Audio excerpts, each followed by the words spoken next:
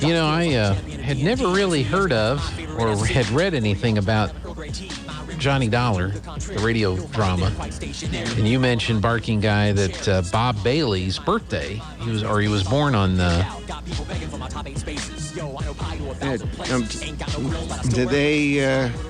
on this day in 1913, he was born. He was born, Bob Bailey, and according to the article I'm reading here on the internet, he was the best-known actor to portray Johnny Dollar on the radio show.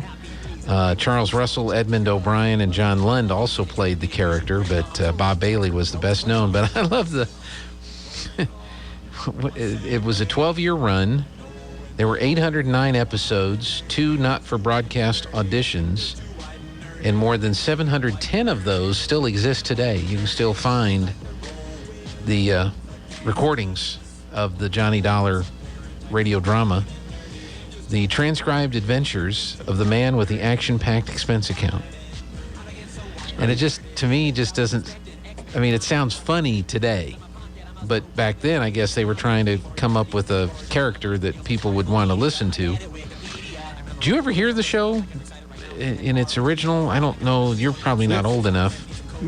No, but I have recordings of it. I own recordings of Johnny Dollar. Okay. It ran through 62, September 1962. That was one of the last old-time radio shows. Yeah.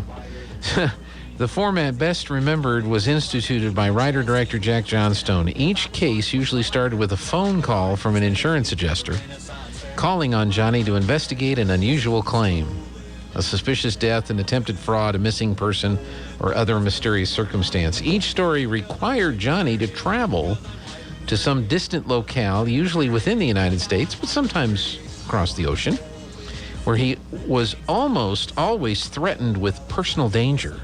In the course of his investigations, he would compare notes with the police and followed every clue until he figured out what actually happened. Johnny's file on each case was usually referenced as a matter, as in the Silver Blue matter or the Forbes matter. Later episodes were more fanciful, like the Wayward Trout matter and the Price of Fame matter. The latter featuring a rare guest star appearance by Vincent Price as himself. Here, Price and Dollar team up to retrieve a painting stolen by Price's insurance agent. So Price and Dollar. Johnny usually stuck to business, but he would sometimes engage in romantic dalliances with women he encountered in his travels. Later episodes gave Johnny a steady girlfriend. Do you remember the girlfriend character's name, by chance? Not off the top of my head. I don't It was Betty Lewis, according to the article here.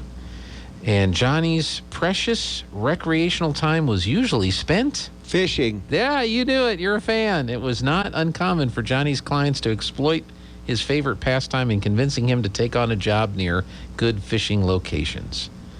His past was rarely mentioned, but Dollar in the Bennett matter described himself as a 4-year U.S. Marine veteran who then worked as a police officer for a decade before changing careers to insurance investigation. So that's what they claim here. So it sounds like we've got Joby, who likes to fish. We need to have him be an insurance claim investigator, and we'll come up with our own series.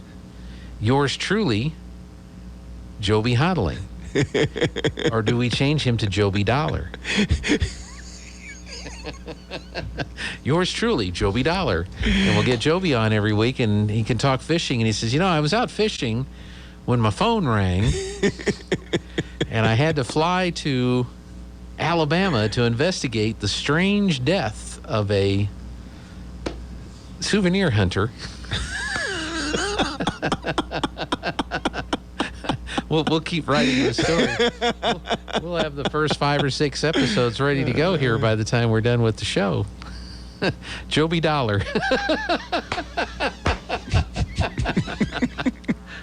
The radio, and we'll do it as a radio drama. You know, we'll bring back. So we'll get the sound effects thing. We'll have Jeffrey in the next room instead of running the video stuff. He'll be running the sound effects. We need more cowbell.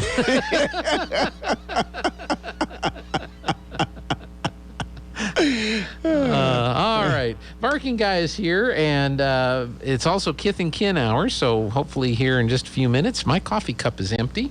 It's on the charger, charging back up. Yours probably needs some more coffee. So we're looking forward to our special treats we get from Kith and Kin today. And let's go ahead and continue with your report now that we've moved on from yours truly, Joby Dollar, to some more stuff. Still have this month in Old Time Radio history. I got a few more left. Mm-hmm. July 7th, Escape premiered in 1947. Tales of Texas Rangers premiered on July 8th, 1950. Dangerous Assignment premiered on July 9th, 1949. And Jeff Regan, Investigator, premiered on July 10th, 1948. Okay. Radio quotes for the week. Here we go. We got several. Got a bunch. Okay. The light should be bright at the Bulldog Bowl tonight. Yeah, I can. Who said that? You did. I did?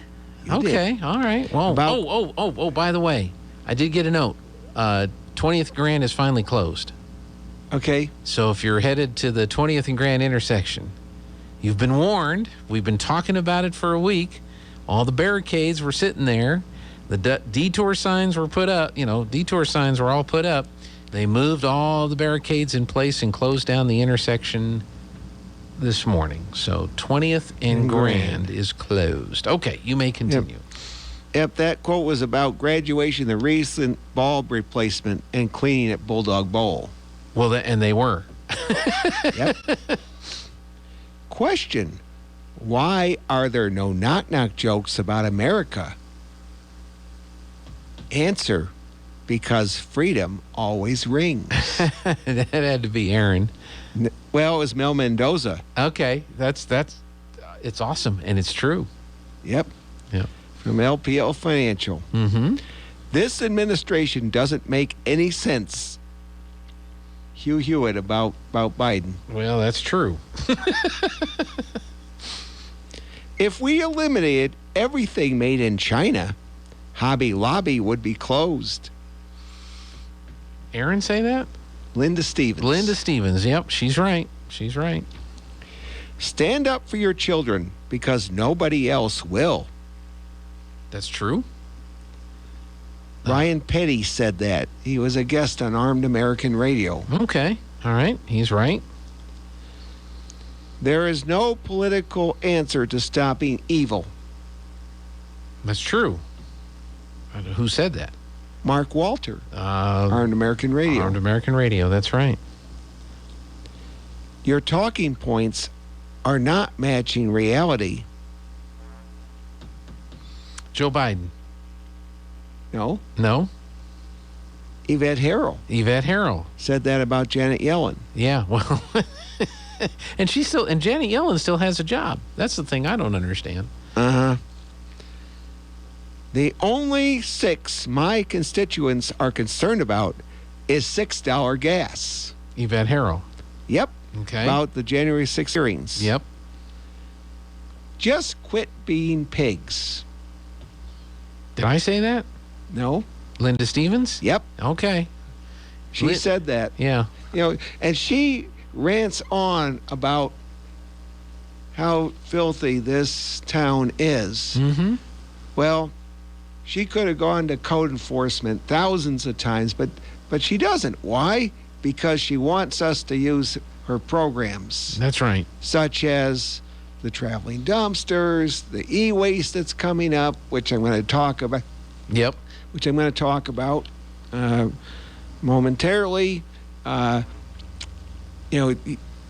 had the Scouts with the cleanup, picking up large stuff. We have the Chase Scholars. Mm-hmm. We have people that are working for Linda over the summer. Basketball players are going to be doing it. The basketball players are going to be doing it in July, in a couple weekends. You got opportunities to clean your alleyways and your yards up. Yep. Do it. We took advantage of the traveling dumpsters. There was a box spring that had been sitting next to a dumpster for months. And on our traveling around, we stopped and threw it in the back of the truck and took it to a traveling dumpster. And I put it in the back of the dumpster, not in the front of the dumpster. So, people didn't have to walk over it to put more stuff in the traveling dumpster. So I followed the rules. User programs. Yeah. I even used one. Yeah. I had some dead branches from my trees, and I cut them down, and I took them to traveling dumpsters. Yep. That's what they're there for. So if you're in the county, you can use them. Yeah. You don't have to be in the city. That's right. But use them. Don't dump it on the side of the road. Don't leave it in the house. Let's clean up Artesia. Yep. And I got another quote, one last one. Okay. And this one's a little long. All right, we're ready. The 5 questions to ask about school safety. 1. Does the school have an active shooter policy? 2. Does the school train all staff members for active shooter scenarios? 3. Does the school have a single point of entry access control during school hours? 4. Is there a way students and staff can report threats? And 5. How are parents notified when a threat has been made to the school? Would that be Mark Walters, one of his Yep. guests? Armed American Radio. It was Mark Walters. And I'm going to talk about number 3. Mm-hmm. Does the school have a single point of entry during school hours? Our Artesia Public Schools do. Mm-hmm. You know why? It was something that I actually endorsed. Remember the mill levy? Mm-hmm. We voted to continue the mill levy. Right. And among the funds that were generated from that mill levy, there were some that went into beefing up security in our schools.